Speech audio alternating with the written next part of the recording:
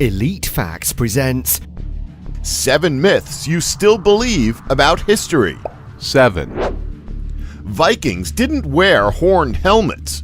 Despite being associated with Nordic raiders in popular culture, the Vikings didn't wear horned helmets into battle.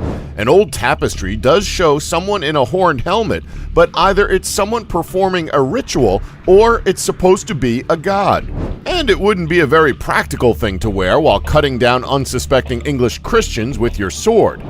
This myth comes from the 19th century revival of all things Norse, when horned Viking warriors were put into epic paintings. 6. Napoleon Bonaparte's shortness has even given name to a psychological complex, but he was in reality an average height for the time. While it suited British propagandists to paint him as an angry midget, Napoleon was 5 foot 6 inches in height. Some of the confusion comes down to the difference between French and English measurement. The pouce, a pre-revolution unit that is slightly longer than a British inch.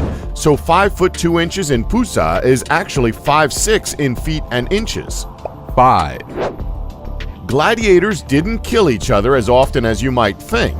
The most prized fighters were worth a lot of money as trained entertainers, and many lived very long lives. A grave found in Ephesus in Turkey in 2007 found the remains of 67 men aged between 20 and 30. Many had sustained serious wounds, but they had healed over time, suggesting that they had been prized individuals with access to medical care. 4.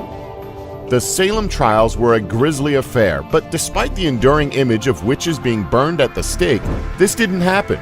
Instead, most of the 20 people who were convicted and then killed were hanged. Many who survived were simply imprisoned. By that point, burning people alive was illegal in England and thus also banned in the new American colonies. 3. Someone called Arthur did live in England around the late 5th and early 6th centuries, and he's mentioned in the 9th century text as having taken part in a big bloody battle at Mount Badon.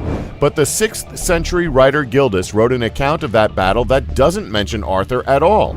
All the stuff about being a king, ruling at Camelot, Lancelot, Merlin, Excalibur, ladies and lakes, that's all a mixture of folklore, medieval literature, and poetry, most notably from Geoffrey of Monmouth, who put together a history of all the kings of England in 1136.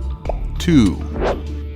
It's unlikely Marie Antoinette will ever be disassociated from this phrase, even though there's no evidence she ever said it.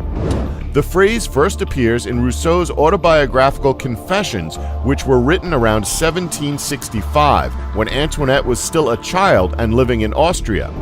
Rousseau attributed the remarks to a great princess a full 20 years before the French Revolution, and it wasn't until the mid-19th century that it started to be attributed to her as a handy way of summing up the undeniable excesses and nonchalance of the French ruling class.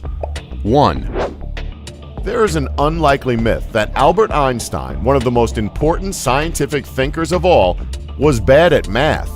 Not so. He was brilliant from an early age. What did happen is he failed his entrance exam to the Swiss Polytechnic in Zurich, despite excelling in the maths and physics sections, but he was only 16, 2 years younger than most people applying for the university, and he was under pressure from his dad to enter a technical profession rather than pursue learning.